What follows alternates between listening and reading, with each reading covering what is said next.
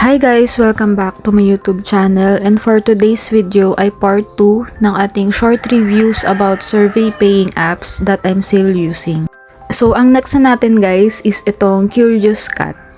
So dito naman guys sa Curious Cat, in terms of survey ay hindi madalas nagkakaroon ng survey dito and bihira lang talaga. So, and kung magkaroon man, ang bilis mawala or ang bilis maubos. So, currently, meron akong 246 points. So, equals yun sa 174.53 via PayPal. So, PayPal lang yung mode of payment dito. So, punta naman tayo dun sa transactions ko. And may kita nyo, nakapag payout na rin ako dito ng ilang beses. But may kita nyo, 2022, 2023 pa yung mga previous transaction ko. Kaya may kita nyo na ganun siya kabagal or siguro hindi lang ako masyado ding active dito kaya ganyan katagal yung earnings ko. But ayun, legit naman siya and paying siya. So dito meron silang another way to earn. So itong AMPD Digital Profiler na makakapag-earn ka ng 35 points every week once na ma-activate mo yan. So make sure na pag nag-sign up kayo dito is dapat naka-activate yan. Para if ever hindi kayo nag-take ng survey, ay meron kayong 35 points every week. So, ganito guys, yung itsura ng survey na papasok sa inyo. Mga iba't ibang logo ng pusa, mga pizza, may mga apple, ganyan, may mga turtles. Basta mga animals usually. Tapos ay may mga rockets din. And makikita nyo kung ilang points yung survey na yon. And madalas nag-fail talaga ako. Makikita nyo naman na puro expired, failed, ganyan. So, hindi ko alam. Minsan kasi mahirap yung survey dito and minsan na-disqualified ako dun pa lang sa mga basic questions. So, siguro hindi ako talaga yung target market nila or so basta make sure once na nag-sign up kayo dito sa Curious Cat is make sure na i-activate nyo agad itong AMPD Digital Profiler kasi makaka-help yan sa inyo para makapag-earn ng points. So, kasi ako, may kita nyo, recently lang talaga, as in February lang ako nag-start na i-activate yan kasi nga hindi ko alam. So, tinry ko lang ulit. And ayun, ngayon lang siya gumana. So, imagine kung matagal ko nang na-activate yan. So, 'di ba? So, ngayon naman guys ay magka-cash out tayo dito sa Curious Cat. So, punta lang tayo doon sa tatlong lines and click natin yung cash out. And may kita natin kung magkano yung makukuha natin. So, click nyo lang and make sure tama yung PayPal account nyo. Kasi hindi na pwedeng mabago yan. So, isa sa maganda dito kay Curious Cat is once na nag-cash out ka is para siyang si Atapol na automatic siya or agad-agad siyang papasok sa inyong PayPal account. Kumbaga wala nang patumpik-tumpik pa, papasok agad yan sa inyong PayPal account. So, ayan, pumasok na siya and nag-confirm na yung status niya. So, check natin ngayon sa ating PayPal account kung totoo ba.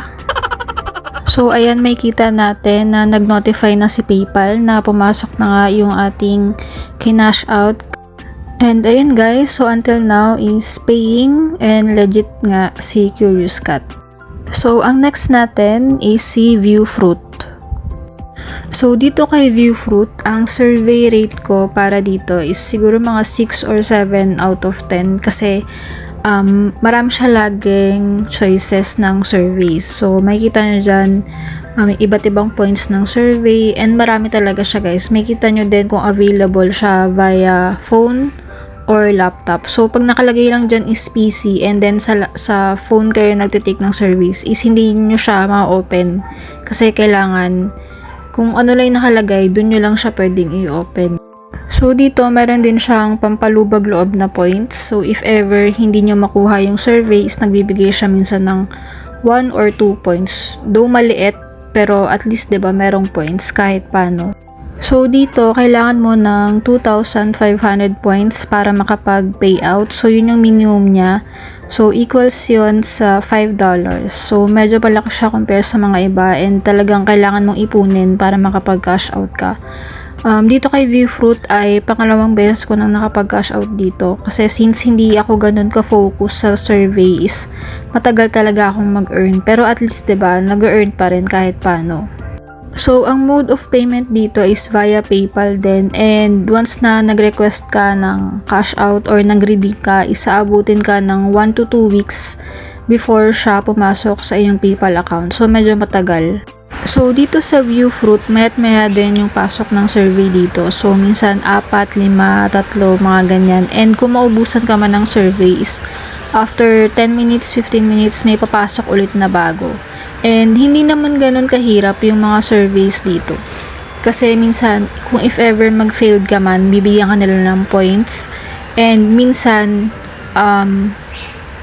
isa lang yung choice dun sa survey, isa lang yung choice dun sa sagot. So, magtutuloy-tuloy ka pa rin sa pagsagot ng survey. Ang kailangan mo lang dito is kailangan mong magbasa kasi minsan may mga instructions sila or may nakalagay silang note kung ano yung kailangan nila dun sa sasagot ng survey. So, na-explain ko na to before dun sa mga previous reviews ko sa mga paying apps na, for example, nanghihingi sila ng gusto nila male, age 30 to 35, ganyan. So, dapat nagbe-base doon yung sagot mo. So, in terms of pag-cash out or pag-redeem dito kay Viewfruit, ito yung pangalawang pag-redeem ko ng aking points. And yung unang beses na nag-redeem ako is inabot lang siya ng 4 days. Pero dito sa pangalawa is inabot ako ng 2 weeks. Kasi nagkaroon ako ng problema dun sa aking PayPal. So, inayos ko pa siya. Kaya siguro natagalan din ako. But, thankfully, na-process naman siya and pumasok siya sa PayPal account ko. So, next natin guys is si Mobrog. So, si Mobrog is a German company. Not sure pero parang ganun siya, German company, and in terms of survey is marirate ko siya ng mga 9 out of 10 kasi ang dami niya laging survey, as in sobrang dami, iba't ibang amount. But kahit na sobrang daming survey is andyan din yung chance na mag-failed, no, or hindi nyo makuha yung survey. Kasi ako personally sa pre-qualification questions pa lang is lagi na ako nag-failed. So medyo mahirap din yung pag-take ng survey dito, and kung makachamba ka man, swerte mo, 'di ba? So ayun. And ang pinakamalaking amount na nasagutan ko dito is nasa 50 pesos isang survey, and yung pinakamababa is 9 pesos. So kung matyaga-tyaga ka and isa-isahin mo 'yan, so malaki-laki din kasi yung mga survey dito nagre-range ng 37, 49, mga ganyan. So, ayun, tiyaga lang talaga. So, again, kahit na madaming survey dito, is andyan pa rin yung chance na mag-failed kayo dun sa survey. Pero kung magti-take man kayo dito ng surveys, lagi nyong unahin yung matataas yung amount, syempre. And kung matyaga-tyaga kayo, pwede nyong isa-isahin yan. Kasi ang dami talagang amount na nakalagay dyan. So, merong 37, 49, 29, 35, ganyan. So, medyo malalaki yung bigayan dito kay Mobrog, although medyo mahirap nga makuha yung survey. So, sa pag-cash out naman, dito is merong 3 option, but hindi ko alam yung dalawang option. Hindi ako familiar. So, dun lang tayo sa PayPal. So, ang minimum dito is, or minimum or maximum, kasi yun lang naman yung option, is 250 pesos. So, kung halimbawa mag-iipon kayo or for example, 300 na yung naipon nyo, ang maka-cash out nyo pa rin is 250. So, yun lang talaga, 250. So, once na nag-redeem kayo dito kay Mobrog, ay papasok siya sa inyong PayPal within 24 hours. And meron din silang email para i-update kayo kung pumasok na ba or anong update dun sa kinash out nyo or ni-redeem nyo. So, ayun, paying and legit si Mobrog. So, next natin guys is si Milieu. Hindi ako sure kung tama yung pronunciation ko, pero ganun siya, Milieu. So, dito is isa to sa hindi ko pa napapakita dun sa aking payment proof kasi wala pa naman akong nakaka-cash out dito kasi ongoing pa rin ako sa pag-take ng survey. Actually, hindi siya survey. Kung makikita nyo yung mga box-box sa baba, ano siya, parang more on trivia. So, madali lang siya sagutan guys, and may kita nyo kung magkano yung points na makukuha nyo per box. So, hindi siya survey, usually more on trivia siya and facts. So, dito maganda siya kasi may malalaman ka, may matututunan ka. And walang maling sagot dito. So, lahat ng pindutin mo is, basta sagutan mo lang is magkakaroon ka ng points. So, meron din sila guys, itong general survey, itong pa-rectangle sa taas. And dito, mas mataas yung points niya. Although, dito kasi, medyo matagal yung pag-take ng survey.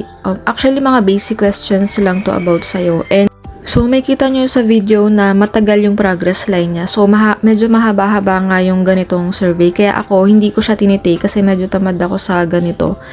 Though malaki yung points na makukuha. And dito, hindi ka basta pwede click ng click kasi pag once na notify nila or nalaman nila na parang masyado kang nagkiklik ng mabilis is magkakaroon ka ng message na parang hinay-hinay lang sa pag-click, ganyan. And dito naman is kailangan mong magbasa kasi merong mga trick questions like ang tanong nila is nakapunta ka na ba sa sun? And kinlik mo yung yes. And then after a while, may mag-email sa'yo and sasabihin sa'yo na wala pang nakapunta sa sun. So, dun pa lang, alam mo na nakarecord talaga lahat ng sagot mo. So, hindi pwede dito yung basta na lang sagot ng sagot. And may kita nyo again, dito yung progress line is medyo matagal. So, ibig sabihin yung mga gantong survey nila is medyo mahaba. Although, malaki yung points. So, ako wala akong tiyaga sa ganito. Hindi ko siya sinasagutan. Sinasagutan ko siya pag may time lang talaga. But, ayun, wala akong tiyaga. Hindi ko siya nasasagutan. So, pinakita ko lang sa inyo kung paano or ano usually yung mga tanungan dito sa mga survey nila. So, ganyan siya. And again, make sure na wag masyadong mabilis yung pagpindot. So, ito yung mode of payment nila. Maraming options. May mga gift certificates like SM, Lazada, Pure Gold, Jollibee, may Grab. May Load din, may Paymaya, may GCash, and Shopee. So, yung Shopee, yung latest addition nila.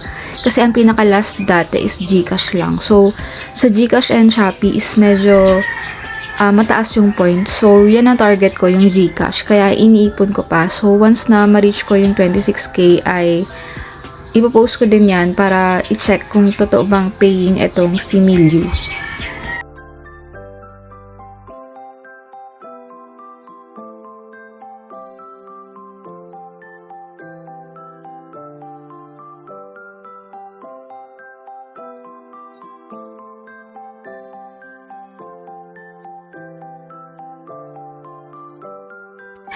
So, that's it for today's video guys. Yan yung part 2 ng ating survey paying apps that I'm still using and still earning pa rin until today. And may part 3 pa to guys. So, abangan nyo yan. May share pa ako sa inyong mga ibang paying apps na gamit ko. See you on my next video.